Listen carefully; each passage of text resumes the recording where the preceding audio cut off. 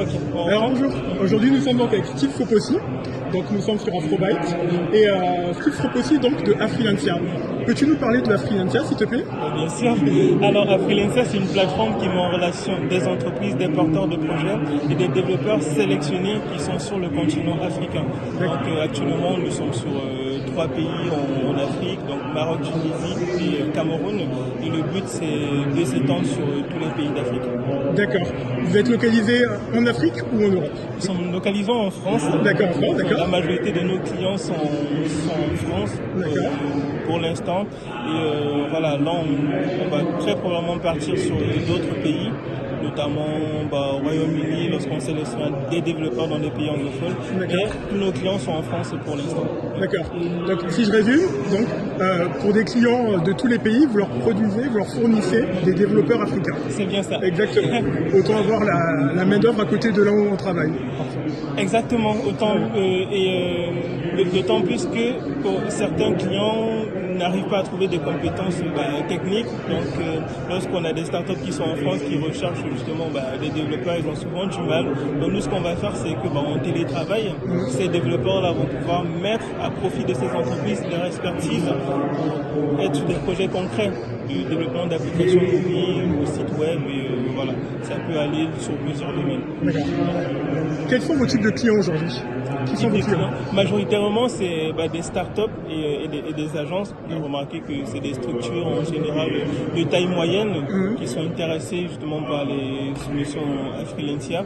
On pense que ça se justifie déjà par le fait que les process ne sont pas longs pour ce type de structure, donc elles ont des besoins urgents, ce qui permet de pouvoir travailler rapidement. D'un autre côté, ces structures-là ne veulent pas perdre du temps à recruter. D'accord.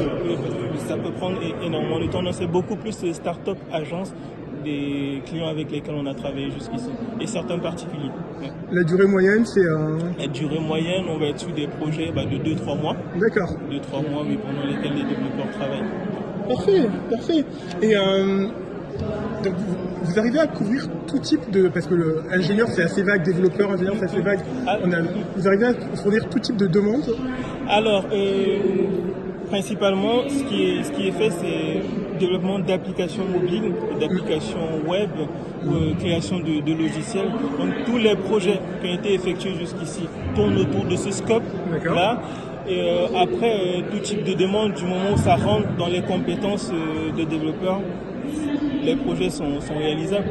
Il suffit juste que la compréhension métier soit effectuée à la fois par le client et par le développeur pour que celui-ci puisse produire la solution technique. D'accord. Parlez un peu plus. Vous rémunérez du coup par le client sur le... Alors nous prenons une commission parce que chaque développeur a un tarif journalier et nous allons prélever une commission, ce qui permet justement, ce qui constitue notre business model, commission sur chaque projet. Ok.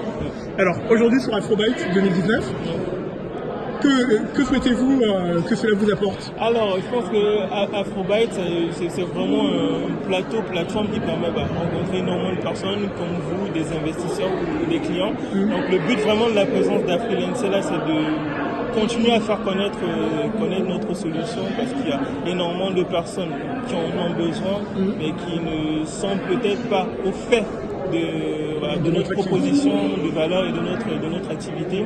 Donc les raisons de notre présence ici sont doubles, à la fois rencontrer de potentiels clients et rencontrer aussi des investisseurs. D'accord.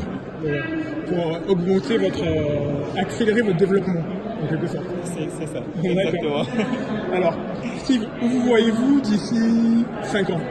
D'ici 5 ans. Ça serait quoi le Afrilancia de rêve dans 5 ans? Alors, Afrilancia de rêve dans 5 ans, c'est le leader du freelance en Afrique. C'est la plateforme ou l'entreprise qui est présente sur tous les pays d'Afrique et qui travaille avec des entreprises. Non pas seulement en France comme c'est le cas actuellement, mais en Europe et dans le monde. Donc l'idéal, ce serait se positionner comme la référence du freelance en Afrique. D'accord. Ok. Alors aujourd'hui, j'ai une société, je cherche des développeurs en Afrique pour être plus proche de mes clients, pour développer que ce soit une application mobile ou un site internet. Comment je fais pour vous joindre? Comment vous faites pour nous le faire via notre plateforme. D'accord. Vous avez un site internet, c'est ça? Bien sûr, j'ai envie de dire.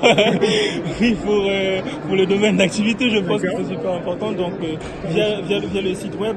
Donc, ce qui va se passer, c'est plusieurs choses. C'est qu'il y a le premier contact qui est fait de la part du client, si vous êtes une société.